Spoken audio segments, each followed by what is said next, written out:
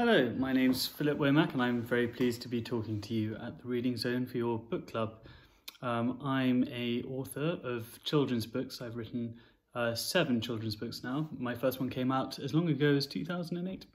And most recently I've written a fantasy trilogy called the Darkening Path Trilogy, which comprises The Broken King, The King's Shadow, and you can bet that the third one has got King in the title. Sure enough, The King's Revenge.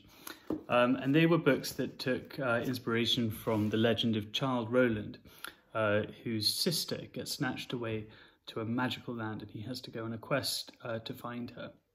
And after that, I found myself drawn to Greek myth, which is something I've studied and read and loved since I was a small boy. And I wrote The Double Axe, which was inspired by the Minotaur myth, and there you can see the Minotaur is on the cover. And in my version of it, the Minotaur isn't who you think it might be. It's set in ancient Crete, in a sort of version of the ancient world, and it's told by the Minotaur's brother, who is a prince called Stephanos. And after that, I kept in the same sort of world, which is a sort of legendary Greek world, and I came up with the idea for my most recent book, which is The Arrow of Apollo. Now, in The Arrow of Apollo, it's set at the edge of myth. It's set at a time when people are starting to forget about things like the Trojan War. And you've got Aeneas, who fled the city of Troy when it fell. And he set up a city in Italy called Lavinium. And in legend, he has a son called Silvius. And I started to think about what would happen to that son. How would he deal with his father's trauma? How would he become a grown-up? How would he grow up? Knowing about the things that had happened to his father. And then I started thinking about how myths were all interlinked together, and I started thinking about the great cycle of Greek myth that's around the House of Atreus, which is the stories that you may have heard of around Agamemnon and Clytemnestra.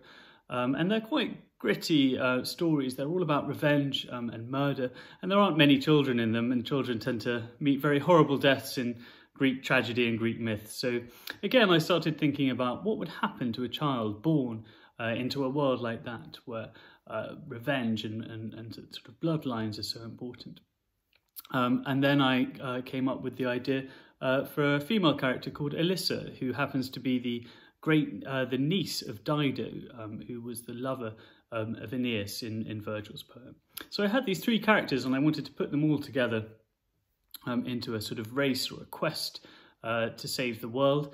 And I started to think about what might happen if the gods were leaving. What would happen if the gods, who used to look after everybody, or at least watch over people, what would happen if they started to abandon their charges? And so in the book, Zeus, or Jupiter as he might be called by the Romans, has gone. He's vanished. Even the underworld gods have left, so the only ones left are Apollo and Hermes, which leaves a gap, and that gap has to be filled. So an ancient god called Python, who previously had been killed by Apollo, or apparently killed at least, and this is from myth. There is a legend that the god Apollo slew Python, who used to be in charge of the oracle at Delphi. So there is a canonical myth about this. And so I thought, well, hang on, if all the gods are leaving, the old ones might want to come back. So Python is rising again to fill the gap. And the only thing that can kill Python is a magical arrow that Apollo used, which is called the Arrow of Apollo. And so that is the background to the Arrow of Apollo. And I'm now going to read you a short passage from the opening chapter. So one of the nicest things actually about doing this book was that I got to do a family tree, which looks quite complicated, but it would help you if you do read the book to understand the relationships between the characters, and also to understand Greek myth if you're interested in looking into it further. So this is chapter 1, The Starlight Visitor.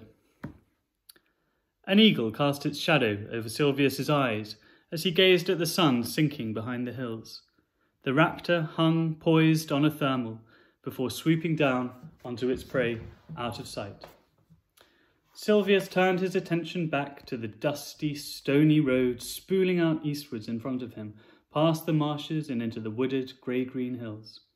He adjusted the leather straps of his helmet, which was beginning to weigh down on his black curls, and paced the length of his wall patrol once more. High wooden palisades, taller than he was, rose on either side of a narrow path. He'd been on duty since the early afternoon, whilst the citizens of Lavinium went about their business below him, safe within the wooden city walls, bartering, selling, sharing jokes, starting fights, solving them. The sound of saws cutting through wood was constant, of timber being hauled and stone being hammered. The smell of sawdust carried to him on the breeze. There had only been a few traders trickling in from the other small settlements scattered near Lavinium, bringing deerskins, bear pelts, wines, olive oils, clay jars, and bronze weapons. Silvius's older brother, Iulus, had arrived with a party of riders from his nearby colony of Alba Longa, strutting in on a fine dark stallion. Silvius had watched him, unnoticed, from above. Silvius longed for something more, maybe a raiding party, bronze spears glittering like stars, or better still, if he could see one of the creatures that his father Aeneas talked about with wonder. After a boar hunt earlier that year, Aeneas said that he'd seen disappearing into the woods, shy, awkward and beautiful, a human head and torso shading into the shaggy legs of a goat, one of the last fawns. But Silvius hadn't yet been allowed to fight, even in a skirmish, though it was his 13th birthday soon, and he was going to be given his first sword. I'll just skip a bit now to when the visitor arrives.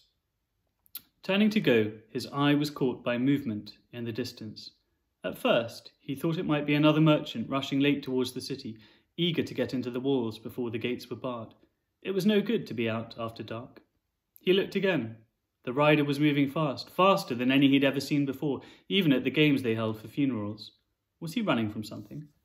The horses' hooves were kicking up a huge cloud of dust, pounding the dirt road, and in the dying light it was hard to make anything out. Silvius squinted. The rider's chest was bare, which was odd. There was also something strange about the horse's gait.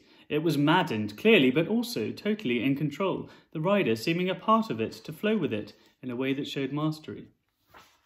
A horn sounded nearby. Drusus, the boy on duty on the other side from Silvius, was making the alarm. A shout went down to the guards below. "Close the gates, bar them, stranger approaching." Silvius heard the hinges beginning to creak shut. "Let me in," came the rider's voice, loud, foreign and deep. "Let me in." As the bright moon's beams were beginning to spread over the landscape, Silvius realised that coming up the road at full gallop was a centaur. How could it be?